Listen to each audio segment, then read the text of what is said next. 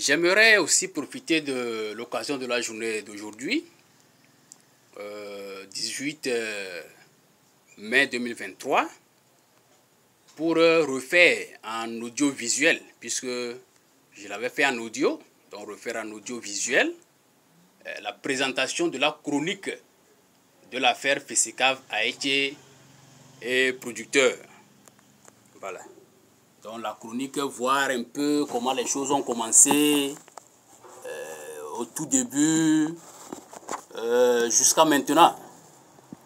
Je crois que c'est aussi important. Ça permet de mieux comprendre un certain nombre de faits et un certain nombre de solutions que nous entrevoyons. Chronique de l'affaire Fessécave Haïti Groupement. Donc, c'est organisé en 2 colonnes. Donc, le document est organisé en 2 colonnes. Il y a la colonne date syndicative. Et puis, il y a la colonne faits marquants. Bon, ce n'est pas une histoire qu'on rencontre de façon mais en tout cas, les faits marquants, les éléments essentiels, de façon chronologique. En 2016, nous avons eu à faire le lancement officiel de la ferme Haïti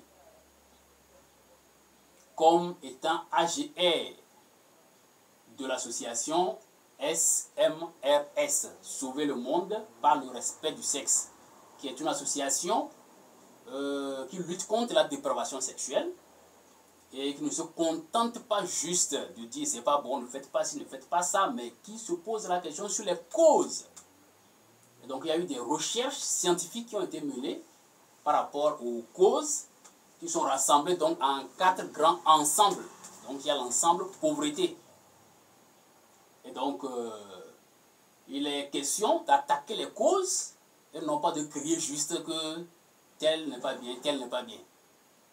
Si ce qui pousse la personne à commettre une bêtise ne la pousse plus, c'est plus évident que la bêtise soit commise. Voilà.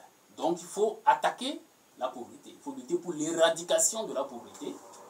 D'où l'idée de cette ferme-là, avec toutes ses composantes. En tout cas, c'était quand même assez mûri. Et si les moyens étaient là, si les choses pouvaient aller plus ou moins comme prévu, ça ferait assez de bien. Donc cette ferme est AGR pour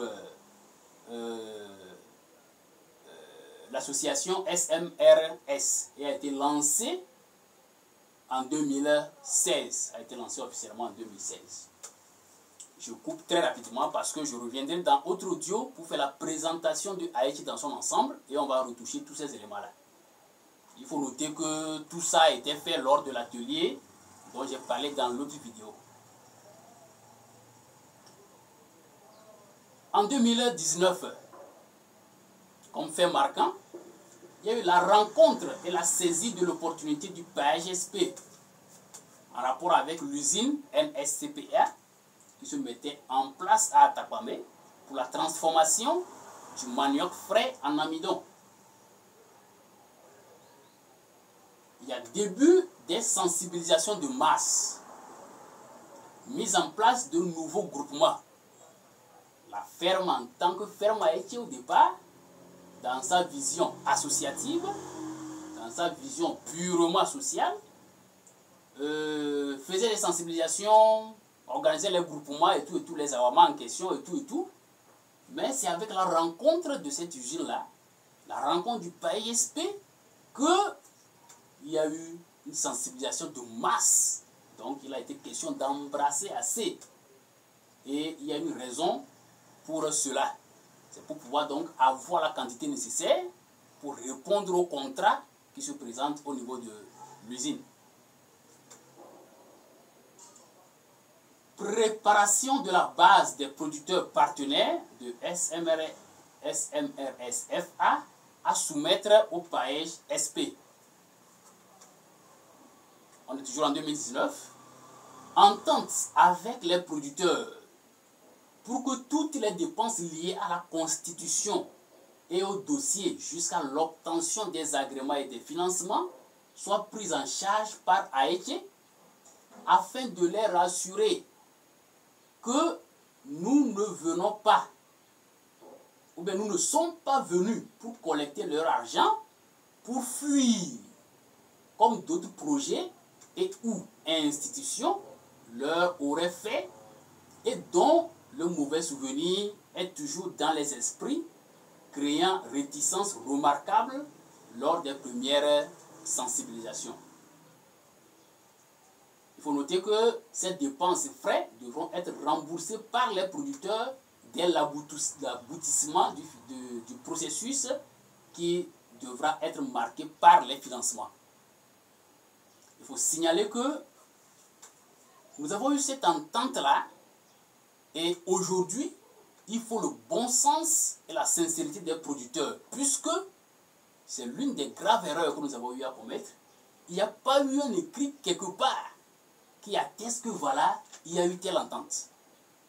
Il faut faire appel au bon sens de chacun et au besoin faire intervenir des actions que nos ancêtres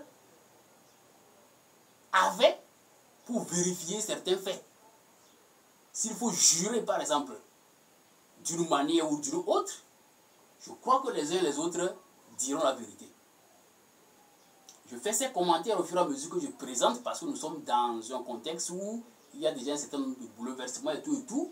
Donc l'objectif de cette présentation n'est pas juste de présenter la chronique, mais de faire comprendre vraiment les choses. Voilà. Bien. Donc les producteurs disaient, c'est très essentiel, c'est très fondamental, c'est le nœud pour comprendre beaucoup de choses pour la suite.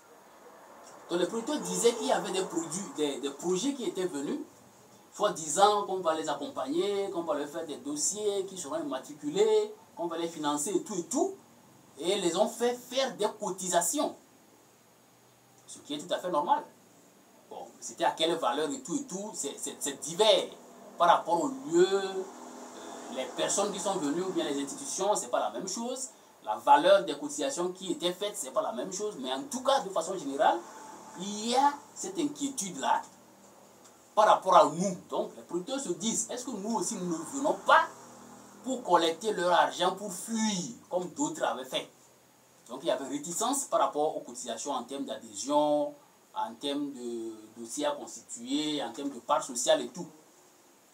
Et au-delà de cette version, il y a ceux-là qui, en toute sincérité, ont exprimé le fait qu'ils n'ont pas de moyens, mais voudraient vraiment travailler avec nous, voudraient vraiment être membres de ces mouvements qui vont devenir des coopératives et tout, selon tous les détails qui étaient donnés.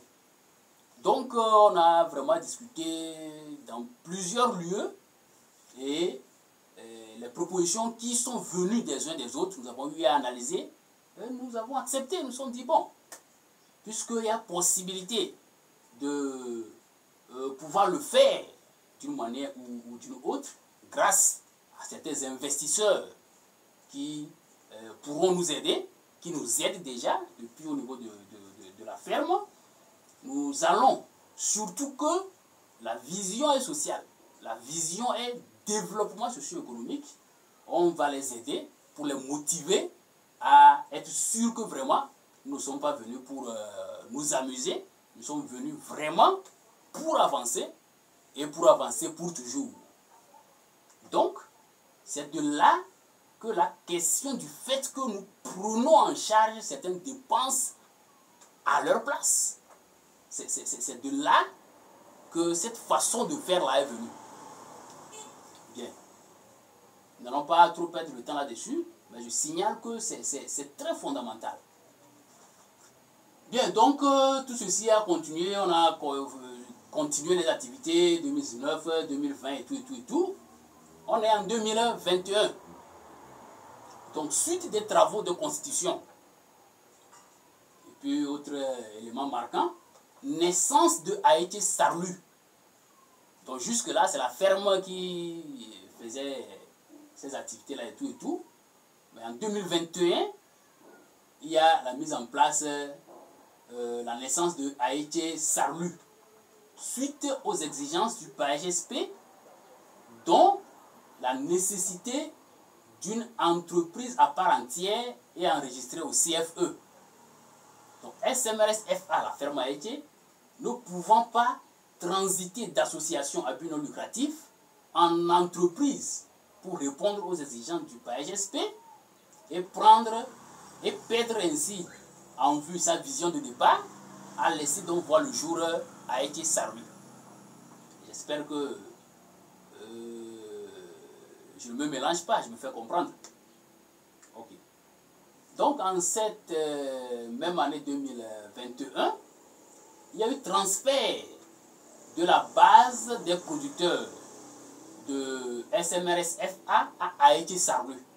Donc les producteurs ont déjà organisé un groupement et tout, ont été donc transférés à Aïté Sarlu sous la base d'un partenariat consistant à ce que SMRS FA appuie Aïté Sarlu sur tous les plans jusqu'à l'obtention des financements aussi bien des producteurs que d'Aïté Sarlu elle-même, selon le mécanisme du PAEJ-SP. Les deux structures devraient tout faire pour avoir une forte production, de façon à ce que Aïté Sarlu puisse satisfaire son engagement vis-à-vis de l'usine. Et cet engagement, c'est 51 tonnes de manioc frais par semaine, ce qui fait 204 tonnes par an. Pardon, 204 tonnes par mois et 2500 tonnes par an. Voilà. Donc, il s'agissait de faire en sorte que Aïté Sarlu puisse satisfaire son engagement vis-à-vis de l'usine et qu'il y ait surplus qui reviendrait de droit à SMRS FA pour ses anciennes activités qui se faisaient, Gali, Tapioca, Maoué, et tout. Donc, voir le contrat pour plus de détails, puisque le contrat est là. Donc, Aïté Sarlu devra rembourser à SMRS FA les appuis dont elle a bénéficié pour pouvoir avancer, puisque ces appuis, c'est les investisseurs. Ce n'est pas la ferme Aïté elle-même qui a ses revenus là, qui a ses ressources pour. Mais, grâce à la composante investissement, Aïté ferme arrive à mobiliser un peu de fonds pouvant permettre à Sarlu de pouvoir avancer, travailler avec les producteurs et pouvoir satisfaire le gîte. Ce faisant, les producteurs bénéficient des accompagnements et tout. C'est le développement socio-économique. Donc déjà, la ferme est en train de réaliser sa vision de départ. Bien.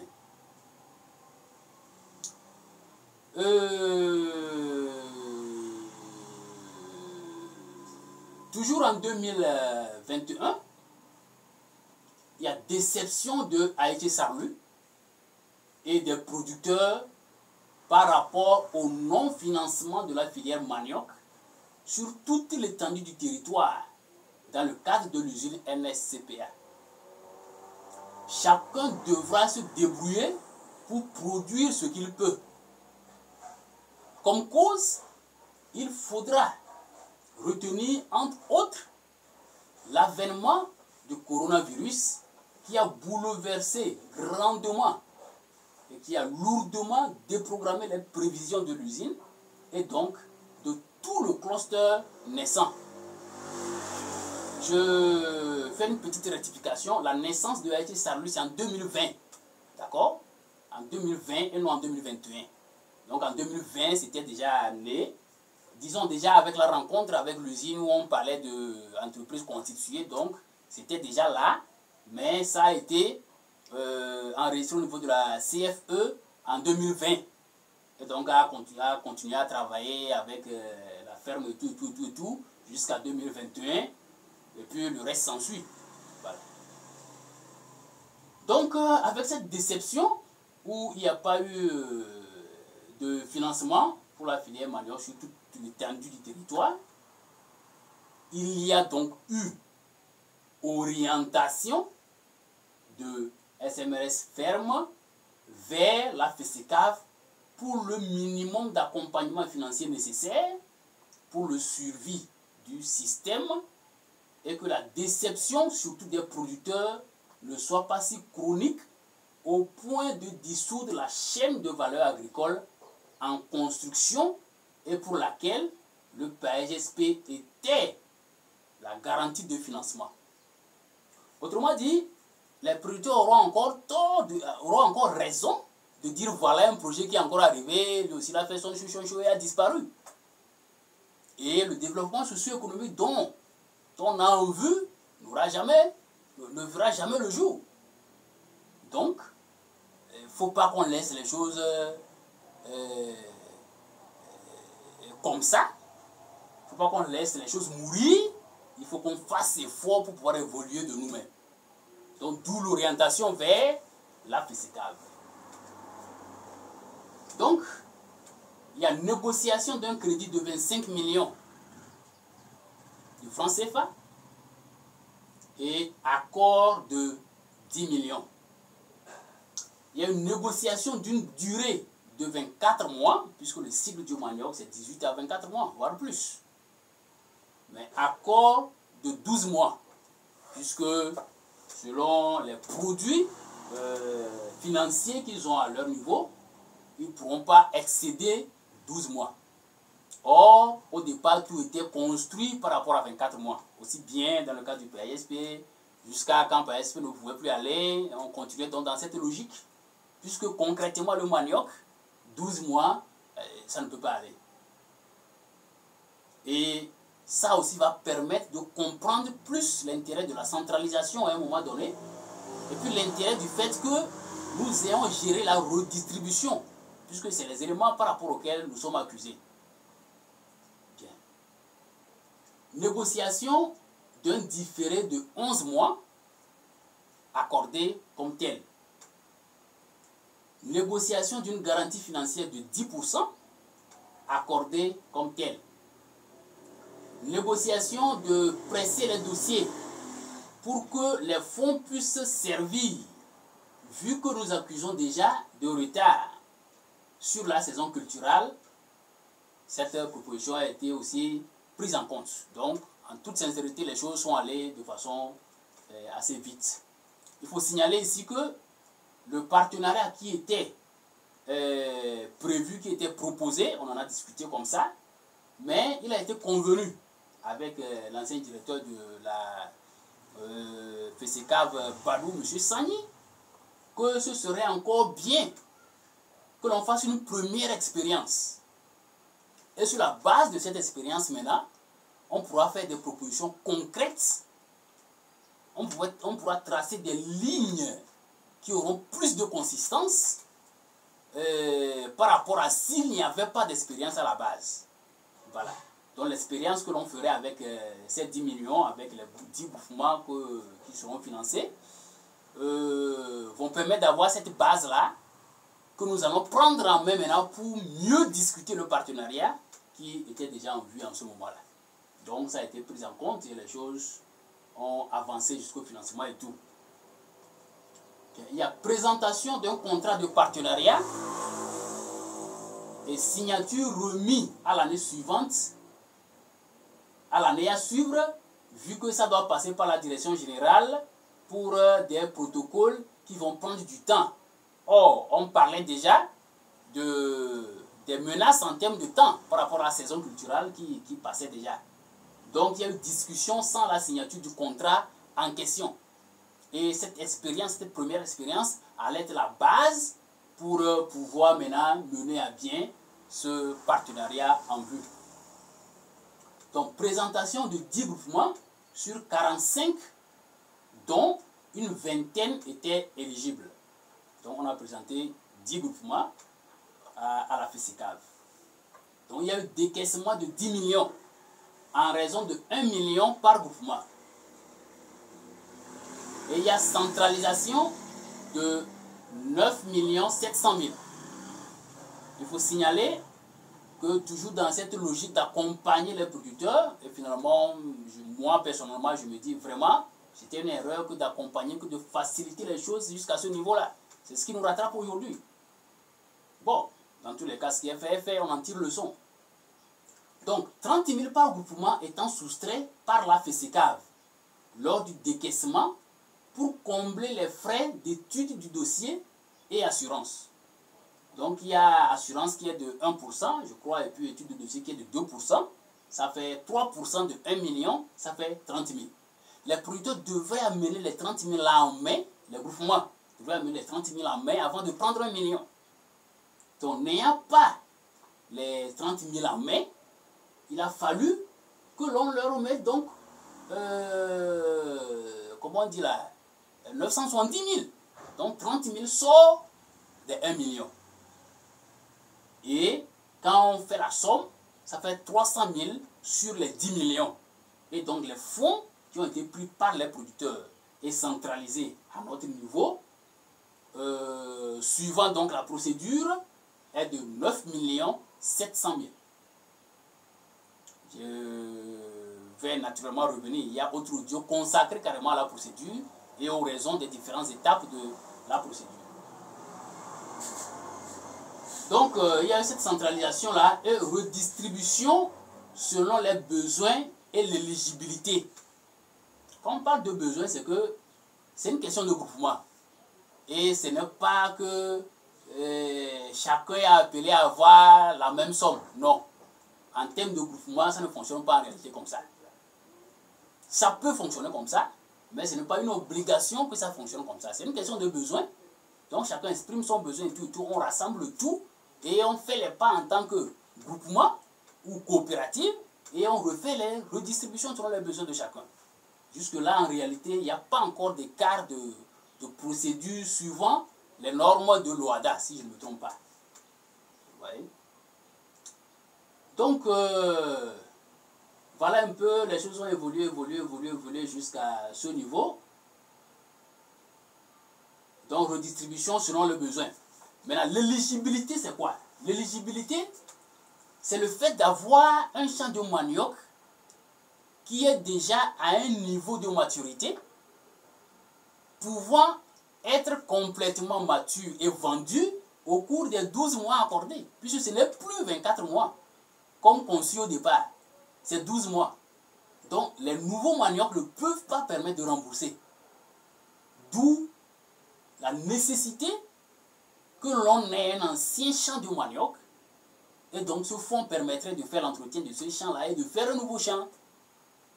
Et c'est l'ancien champ qui va rembourser ce crédit-là, et le nouveau champ sera projeté sur l'autre année. Et quand le remboursement serait fait normalement, les crédits seront renouvelés, et donc la production de l'année en cours va permettre de faire l'autre remboursement. Et au fur et à mesure, donc, les anciens champs vont rembourser les nouveaux crédits. Les nouveaux crédits seront là. Et au moment de l'échéance, le premier champ serait déjà en maturité. Le premier champ qui devient déjà ancien champ en ce moment-là, pour rembourser l'autre crédit. Et au fur et à mesure. Donc, c'est ce qui a été bien mûri et adopté avec la FESECAV. Là aussi, je le dis et je le répète, ça fait partie des graves erreurs que nous avons commises. Il n'y a pas eu des écrits qui puissent servir de repère aujourd'hui où il y a difficulté.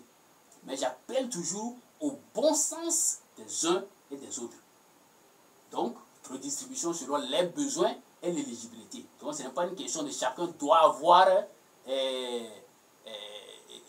même sous, même valeur, même montant, comme le prétend Monsieur le Président du Conseil de crédit ou du comité de crédit de la FESECAV pour parler de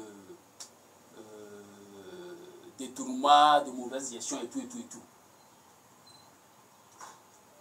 Donc, retrait partiel par SMRS, FA, par AET, de certains fonds préalablement avancés aux producteurs afin de pouvoir continuer son fonctionnement. Donc, comme convenu, que nous allons donc faire les accompagnements, prendre en charge les dépenses et tout, et quand le processus va aboutir aux immatriculations, au financement, on va maintenant extraire les appuis financiers que nous avons eus à leur égard. On a donc fait le retrait. Il faut signaler qu'on s'était dit à un moment donné que quand on va faire la rétribution selon les besoins et l'éligibilité, s'il en reste quelque chose, on peut aider d'autres groupements qui sont aussi accompagnés, mais qui ne font pas partie des 10 présentés là, mais qui ont des champs à un niveau de maturité permettant donc d'entrer dans la logique de ce crédit. On pourra les aider. Ça, c'était bien discuté avec les producteurs, et je ne crois pas qu'il y ait un producteur qui dise non. Bon, après tout ce qui s'en est suivi, aujourd'hui, ils pourront le dire, je ne sais pas trop, et ils le disent même d'ailleurs qu'ils ne savaient pas ci, ils ne savaient pas ça, mais je le dis toujours, c'est parce qu'à un moment donné, il y a eu une fissure. Voilà. Il y a eu une dislocation de cette relation de solidarité positive là qui était au fondement de Aïché Awama.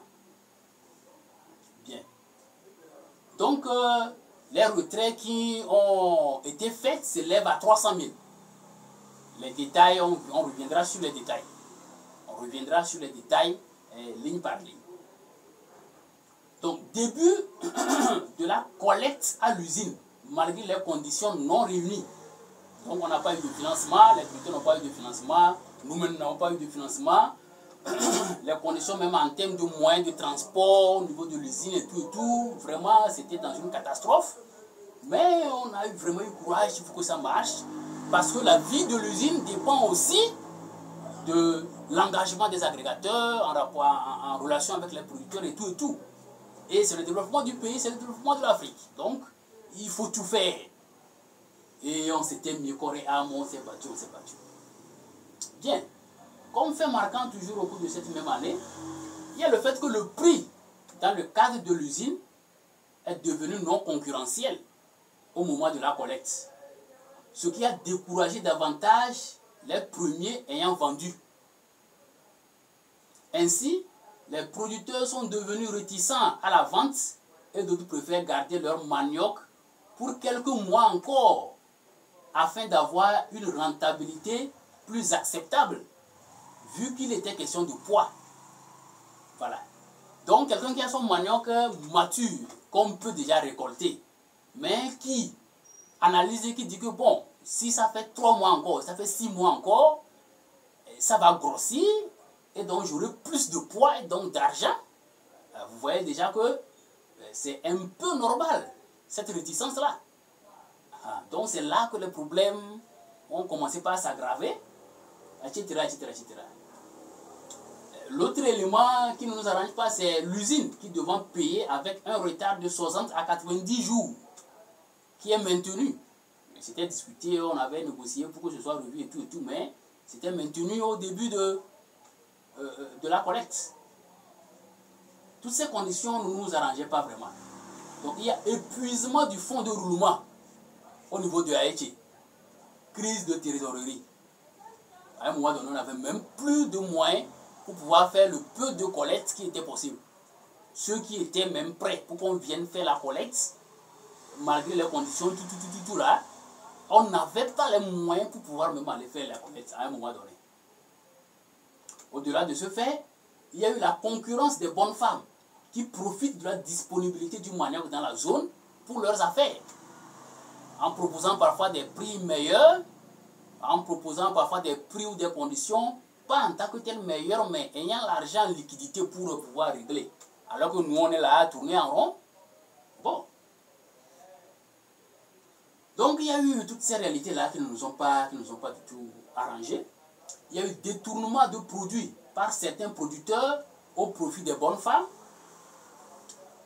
Et à un moment donné, nous avons eu à faire une négociation, nous avons eu à négocier, à discuter avec la FESECAV pour nous appuyer nous-mêmes en fonds de collecte pour pouvoir tenir sur le terrain. Puisque les fonds de production sont déjà donnés, les productions sont disponibles sur le terrain.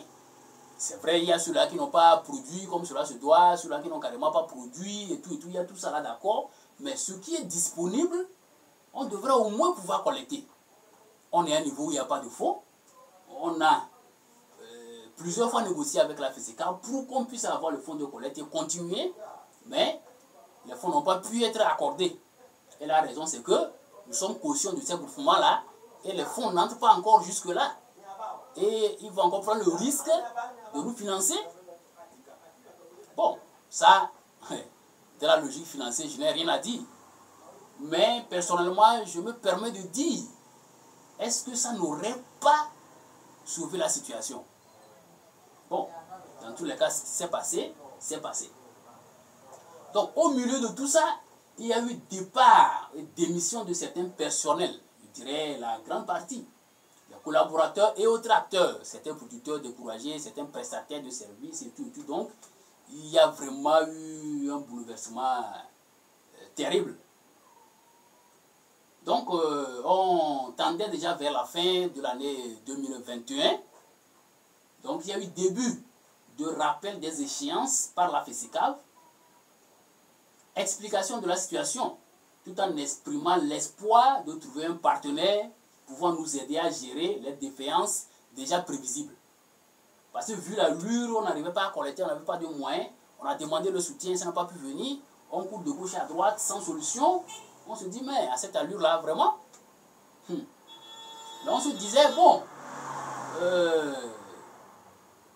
par la grâce de Dieu, par la grâce de la nature, on peut avoir une solution, on peut rencontrer un partenaire qui puisse nous aider en fond pour la collecte, ou qui puisse prendre les produits, parce qu'à un moment donné, le fonctionnement de l'usine aussi, ce n'était pas tellement ça. Le prix, on n'avait pratiquement pas de marge. Et quand il y a les difficultés de transport et tout, c'est qu'on tombe grandement en dette. Donc au milieu de tout ça, bon, on avait quand même espoir que voilà, on pourrait trouver une solution pour pouvoir avancer. Stimulation des producteurs pour les livraisons. Résultat non satisfaisant. Donc c'est comme ça que l'année 2021 est passée, avec tellement de mouvements, tellement de tumultes. 2022. Niveau de recouvrement très insignifiant. Autre fait marquant, consolidation de SMRS FA et AET Sarlu. Naissance de AET Group. Voilà, donc c'est en 2022 qu'il y a eu une naissance de AET Group dans l'objectif de mettre ensemble les énergies. La ferme en tant que ferme et Sarlu en tant que Sarlu, que ça devienne pratiquement une même structure en deux entités pour faire face efficacement aux défis qui sont des défis communs. Il y a suite du rappel des échéances par la FESICAV. Espoir de AET de pouvoir trouver des partenaires pouvant faire des avances pour gérer la situation en attendant de continuer de chercher la meilleure formule de gestion avec les producteurs. Présentation écrite de la situation générale en invitant la FESICAV de nous appuyer dans le recouvrement, vu que jusque-là, nos seuls efforts n'ont toujours pas pu donner un bon résultat. Début des actions concrètes de la FESICAV à travers des coups de fil et réunions et convocations avec une pression et expression fort agressive. Panique générale, surtout au niveau des producteurs. Ah, on veut nous arrêter. Ah, si. Oh, ça. Alors, comment faire pour jeter le problème sur l'autre? C'est là que ça a commencé. Déstabilisation de la relation AET-producteur suite aux propos du nouveau président du comité de crédit de la FESICAV qui, n'ayant pas la maîtrise du parcours et ignorant les ententes internes entre AET et ses producteurs, s'est permis de dire aux producteurs qu'il ne connaît pas AET. Il a ainsi dit quoi? Qu'il ne connaît pas AET. Et moi je comprends. C'est pour dire que c'est au groupement qu'on a fait le prêt et non à AET. C'est au groupement. et donc ils doivent tout faire pour rembourser. Je me dis que c'est ça. Vous voyez? Mais il dit qu'il ne connaît pas Haïti. Et donc Haïti serait un escroc, ils ne savent pas comment. En tout cas, leur Haïti là, c'est pas lui son problème. Son problème, c'est l'argent de la FESICAV. Donc vous voyez déjà ce bouleversement que ça crée dans la tête des producteurs. Vous voyez? Donc, bon, il s'est permis donc de dire aux producteurs qu'ils ne connaissent pas Haïti et que Haïti serait venu les escroquer. Il s'agit des producteurs. Tu lui dis comme ça. Alors, mais, hein, donc c'est ça. Donc Haïti était là juste pour nous manipuler. Actuellement, dans le moment où l'on écrivait ceci, et de façon caricaturale, les producteurs se mobilisent donc en camp de personnes volées contre Haïti, considérés comme leurs voleurs.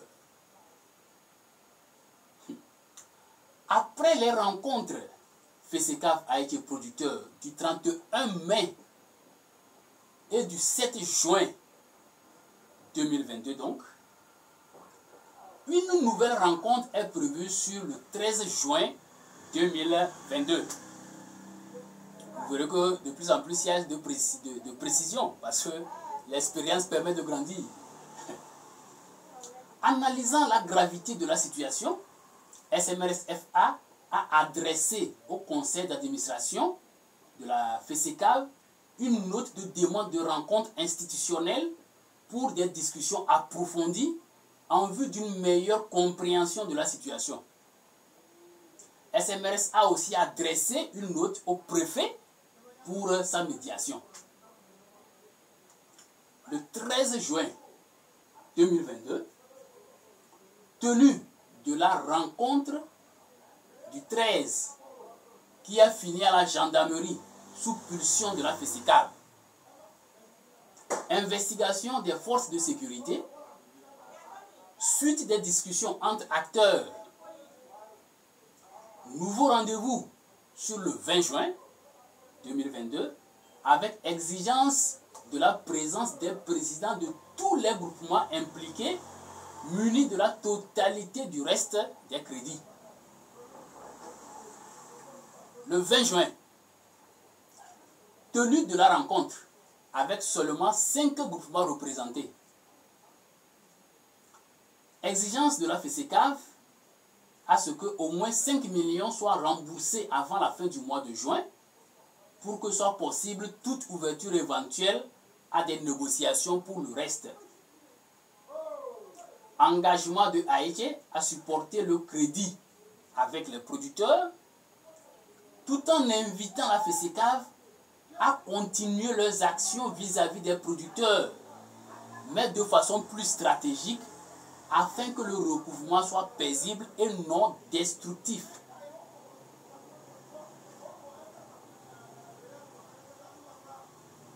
Tenue le 21 juin, il y a eu la tenue de la rencontre entre Haïti et le comité d'administration, le conseil d'administration et le comité de crédit de la FESICAV selon la demande qui était faite. Comme autre fait marquant, il y a versement de fonds par Haïti pour faire le minimum des 5 millions exigés par la FESICAV avant la fin du mois de juin.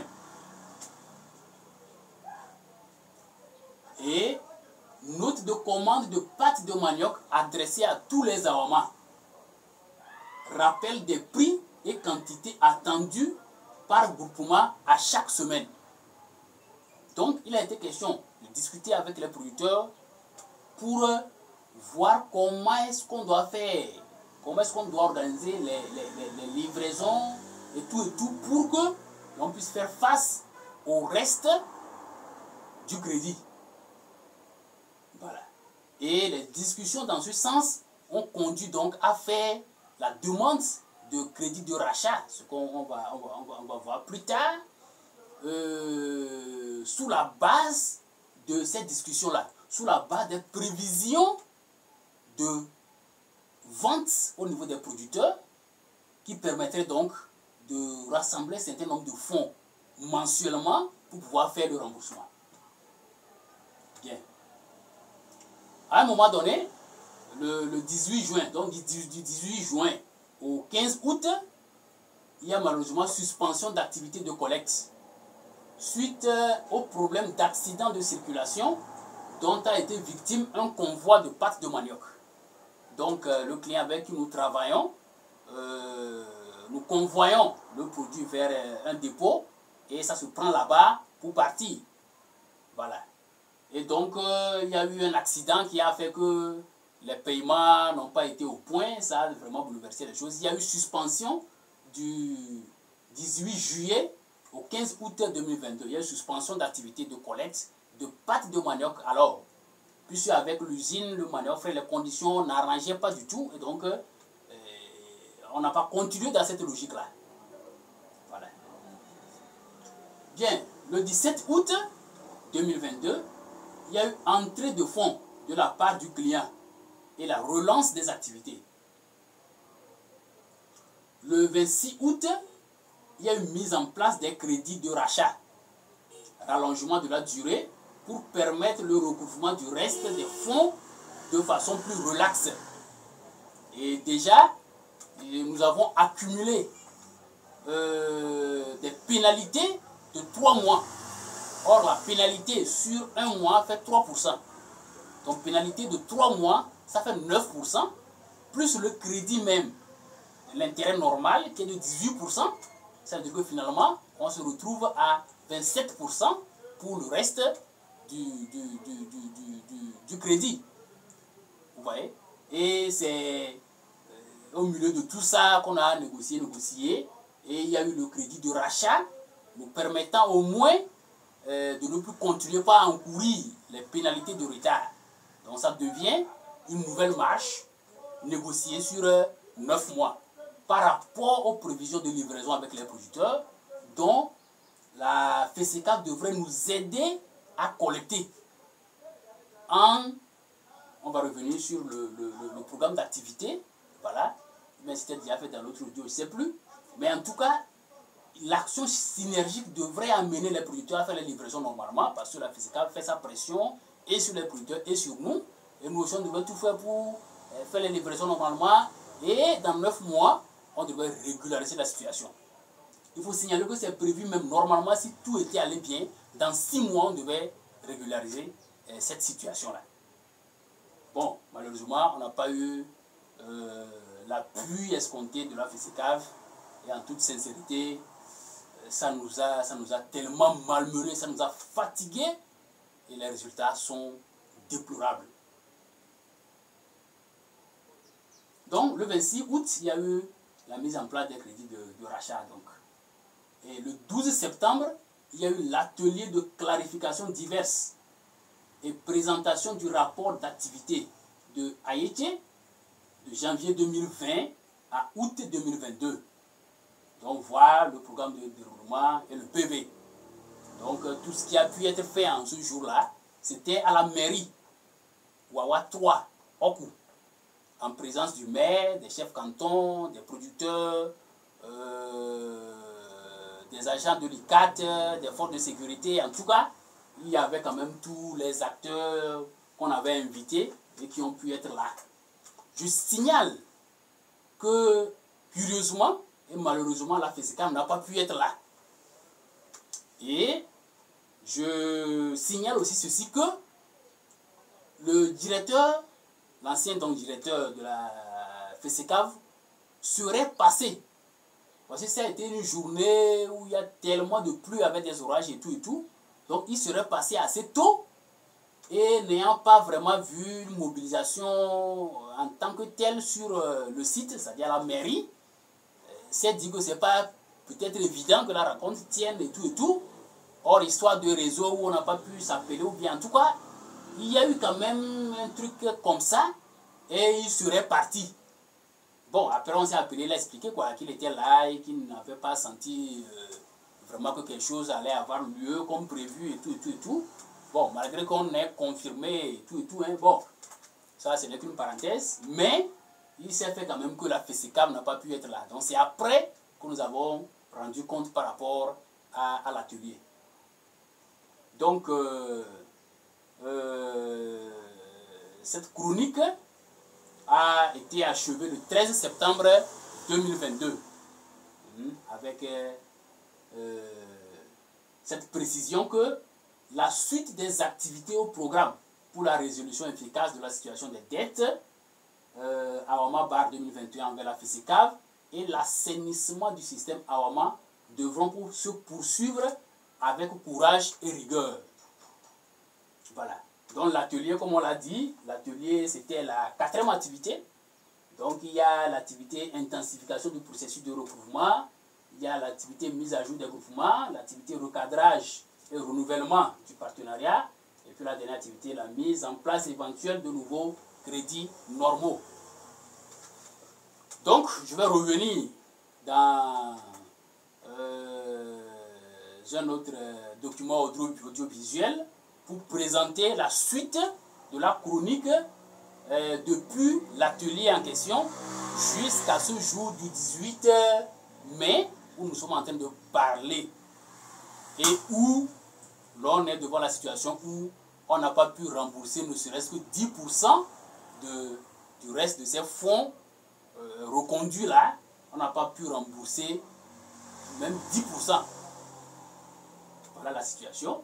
Et les tensions qui sont toujours là, la note de demande d'audience adressée à la direction générale de la FESECAV pour aller discuter vraiment, exposer les faits et faire certaines propositions qui a conduit au mécontentement du PCC et tout. Bon, il y a l'exigence à ce que les fonds soient versés le 19, le vendredi, c'est ça, non? Autrement dit, demain. Aujourd'hui, on est au 18, donc demain. Donc le 16, il est question de verser au 19 les fonds qui n'ont pas pu être versés dans 9 mois. Les fonds dont les 10% n'ont pas pu être versés dans 9 mois, il faut verser la totalité dans pratiquement 2 jours. Bien. Donc comme je l'ai dit, je reviendrai dans autre audio pour les faits marquants depuis le 12 septembre 2022 là jusqu'à ce jour. Je vous remercie.